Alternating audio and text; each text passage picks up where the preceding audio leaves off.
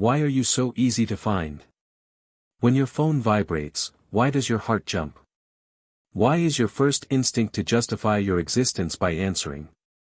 I want you to think about the last time you said, yes, while your stomach felt like it was shrinking. The last time you replied to a text within seconds because you were afraid that if you didn't, the bridge between you and that person would simply vanish.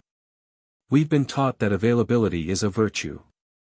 We've been told that being there for everyone is the mark of a good person. But I want to propose something different. I want to suggest that your constant availability isn't a gift to others, it's a slow-motion heist of your own soul. You're tired. Not the kind of tired that sleep fixes. It's the exhaustion of being a placeholder in other people's lives. You are the reliable one. The one who picks up. The one who listens. But notice the silence when you need a place to land. Notice how, when you stop performing, the room gets very quiet. You have become a ghost in your own life, haunting the hallways of everyone else's needs while your own rooms grow cold. You check your lock screen not for information, but for proof that you still matter to the world outside. Every notification is a tiny hook, pulling you out of your skin and into a digital courtroom where you are always on trial. You apologize for the delay in your response as if your time is a debt you are constantly failing to repay. We must look at the bruises this has left on your spirit, the quiet ache of being everyone's first call, but no one's first thought. You are hiding in plain sight, using your busyness as a shield to avoid the terrifying realization that you are disappearing. We often mistake accessibility for intimacy, believing that the more we give, the more we are loved. But love that requires your constant presence is not love, it is a subscription service that you are funding with your life. You have trained people to expect a version of you that never sleeps, never hurts, and never says, I can't. This version of you is a fiction, a polished statue that you keep upright while your own knees are buckling underneath.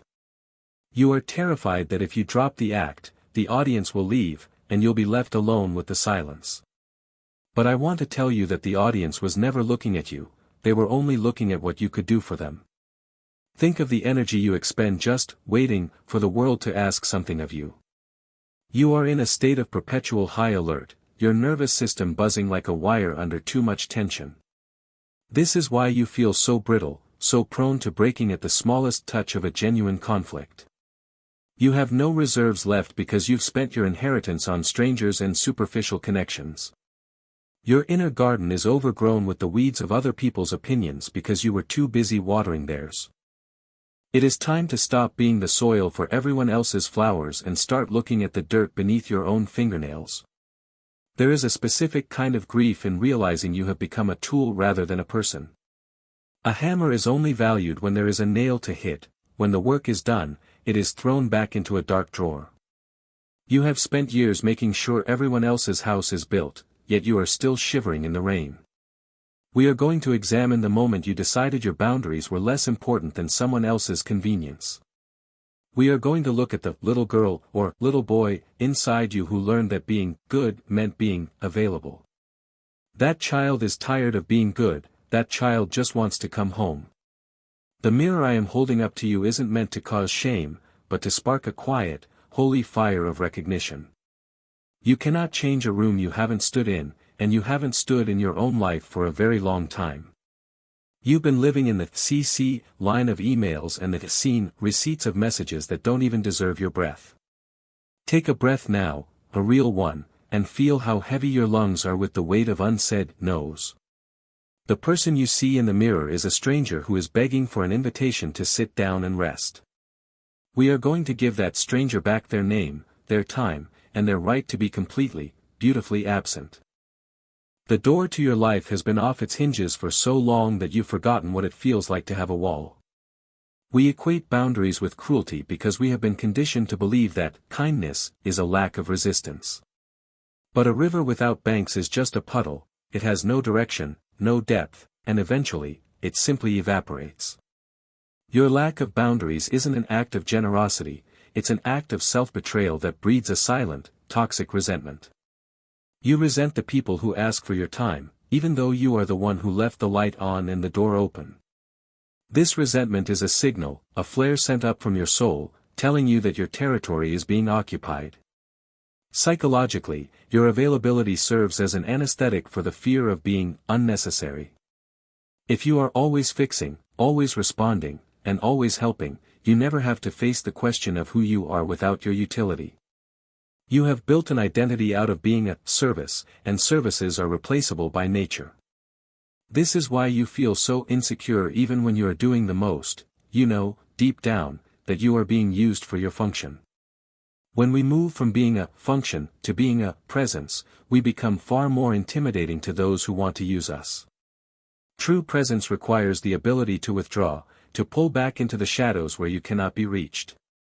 We must talk about the urgency trap, the biological rush of cortisol that hits when someone demands your attention. Your brain processes a text notification with the same intensity as a predator in the tall grass. You have lived in this state of fight or flight for so long that calm feels like a dangerous vacuum. You fill that vacuum with other people's crises because it's easier to solve their problems than to sit with your own. It is a sophisticated form of procrastination, a way to stay busy so you don't have to stay meaningful. You are running a marathon on a treadmill, sweating profusely but never actually leaving the room.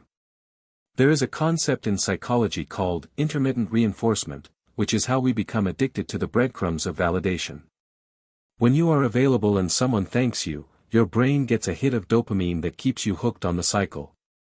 You become a beggar for thank yous, willing to trade hours of your life for a seconds-long hit of feeling appreciated. But notice how quickly that feeling fades, leaving you hungrier and more exhausted than you were before. You are trying to fill a bucket that has no bottom, using the water of your own vitality. It is time to stop pouring and start wondering why the bucket was empty in the first place.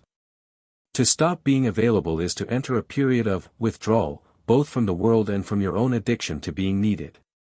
You will feel itchy, anxious, and plagued by the thought that you are missing out on something vital.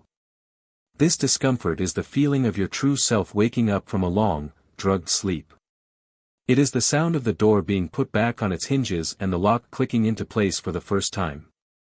You are not closing yourself off to the world, you are creating a space where the world can finally meet you on your terms. Only when the door is closed can you decide who is worthy of an invitation to come inside. If any part of this resonates with you, take a moment to support the channel by liking, sharing, and subscribing, because next, we're going to explore something transformative, the power that emerges when you stop being constantly available, the power and mystery of your absence. Absence is not a void, it is a deliberate weight, a gravitational pull that forces people to realize your center of gravity is within yourself. When you disappear from the expected places, you create a vacuum that demands to be filled with respect. Most people move through the world like static, a constant hum that eventually becomes invisible and ignored. But a sudden silence in a noisy room gets everyone's attention, it creates a space for something new to be said.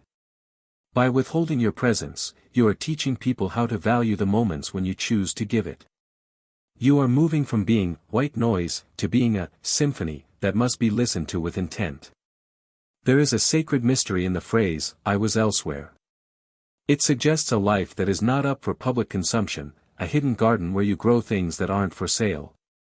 When you stop explaining where you've been, people are forced to imagine the depth of your inner world. This mystery is the foundation of charisma, it is the quiet confidence of a person who doesn't need to be seen to exist.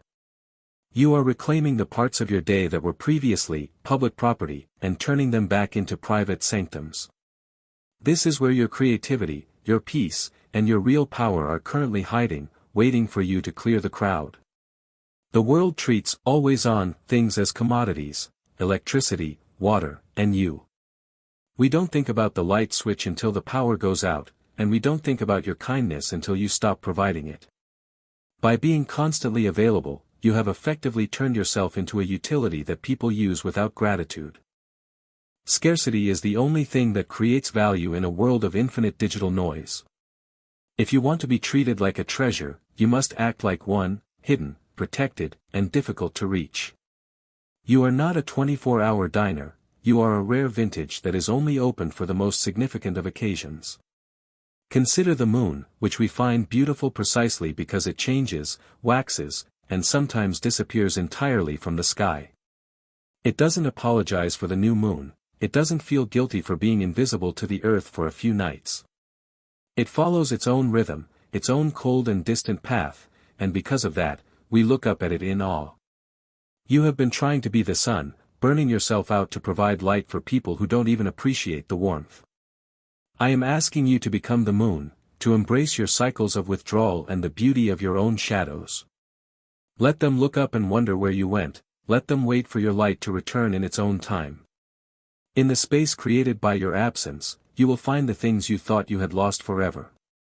You will find the books you stopped reading, the thoughts you stopped finishing, and the person you were before the world told you who to be. Absence is the laboratory of the soul, the place where we conduct the experiments that lead to our greatest breakthroughs. If you are always there for them, you can never be here for the work that only you can do. The mystery is not a trick to make people like you, it is a boundary that allows you to finally like yourself. Silence the phone, pull back the curtain, and step into the magnificent unknown of your own company. There's a part most self-help books skip, and that's the part we're diving into next. Stay with me, 'cause next, we're unpacking how you can reclaim yourself. Reclaiming yourself feels like stepping out of a crowded, screaming subway station into a field of fresh snow. The silence is at first startling, perhaps even frightening, because it carries the weight of your own undivided attention. For years, you have used the noise of others to drown out the questions your soul was trying to ask you. Now, those questions will begin to rise to the surface, demanding answers that no one else can provide for you. You will discover that your availability was actually a form of exile, a way to live anywhere except inside your own heart. This homecoming is the most important journey you will ever take, and it requires you to travel alone. As you stop answering the world, you will begin to notice the textures of your own existence that you've been ignoring. You'll taste your food, feel the air on your skin, and notice the way your thoughts drift when they aren't being harnessed for someone else's cart. You are rediscovering your edges, the places where you end and the rest of the world begins. These edges have been blurred for so long that you felt like you were leaking into everyone else's lives. Now, the skin of your psyche is thickening, becoming a healthy container for your own joys and sorrows. You are no longer a sieve, you are becoming a vessel, capable of holding your own light. There is a profound dignity in being unreachable that has nothing to do with arrogance or coldness. It is the dignity of a person who knows their worth is not tied to their responsiveness or their productivity. You are learning to sit with yourself without the crutch of a vibrating phone or an overflowing inbox. In this reclaimed space, you can finally hear the rhythm of your own breath, which is the only notification that truly matters. You are not a machine that needs to be up 99% of the time, you are a biological miracle that requires rest and seasons of dormancy. Reclaiming yourself means honoring the off switch as much as the on switch. You will find that your relationships change when you are no longer the available one. The people who were only there for the convenience will drift away like dead leaves, and this is a mercy, not a loss. The ones who remain are the ones who value your soul more than your service, and they will wait for you to emerge. This pruning of your social circle is necessary for your growth. You cannot bloom while being choked by the vines of parasitic expectations. You are creating a life that is smaller, perhaps, but infinitely deeper and more resilient. You are trading 1,000 shallow connections for a handful of deep, resonant anchors. The reclaimed self is a person who can look at a ringing phone and feel absolutely nothing, no guilt, no panic, no obligation. You have realized that the world's emergencies are rarely yours to solve, and that most things can wait until you are ready. This isn't about being lazy, it's about being intentional with the limited energy you have on this earth. You are finally spending your time on things that will outlive the temporary satisfaction of a replied to message. You are building a temple out of your hours, and for the first time, you are the high priest, not the janitor. This is the beginning of your real life, the one that belongs entirely to you. This is not a suggestion to be cruel, it is a survival mandate to be whole. I am inviting you to go dark for a while, not to punish the world, but to nourish the parts of you that are starving. Start with an hour, then a day, then a weekend where you are a ghost to the digital world. Notice the panic that rises, the fear that you are being forgotten or that you are failing your duties. Sit with that panic until it passes, because on the other side of it is a peace that the world cannot give or take away. You are resigning from your position as the manager of everything, and the world is accepting your resignation with a shrug. I want you to experience the radical act of being incommunicado while you are doing something you love. Walk in the woods, cook a meal, or stare at the ceiling without the need to document it or share it with anyone. The experience doesn't need a witness to be valid, your own presence is enough to make it sacred. This is how you rebuild the bridge to your own intuition, which has been drowned out by the constant pinging of external demands. You are training yourself to trust your own timing again, to move when you feel the internal spark, not when the external alarm goes off. This is the invitation to a slower, more deliberate, and far more potent way of existing. Think of this unavailability as a cloak of invisibility that allows you to move through the world with total freedom. You can observe without being seen, you can listen without being expected to speak, you can exist without being consumed. This cloak is your birthright, but you threw it away because you were told that being visible was the only way to be safe. I am handing that cloak back to you tonight and asking you to wrap it tightly around your shoulders. There is a deep, quiet joy in being a mystery even to those who think they know you best. It keeps the relationship alive, creating a space where curiosity can flourish instead of the stagnation of the expected. The people who truly matter will be inspired by your boundaries, not offended by them. Your no will give them permission to say no themselves, creating a ripple effect of freedom in your entire community. You are leading by example, showing that it is possible to be a loving, compassionate person while being completely unavailable for nonsense. You are raising the bar for how you are treated, and in doing so, you are raising the bar for how everyone in your life treats themselves. This isn't a selfish act, it is a revolutionary one that challenges the always-on cult of modern exhaustion. You are reclaiming the human right to be private, quiet, and occasionally, totally lost. So, I leave you with this: the world will continue to ask, to demand, and to scream for your attention until the day you die. It is not the world's job to stop asking, it is your job to stop answering. The door is in front of you, and for the first time in years, you have the key in your hand. Step inside, lock the door, and listen to the beautiful, terrifying, magnificent sound of your own silence. You are finally home, and you are not taking visitors today. I'll leave you here, in the quiet, where you belong.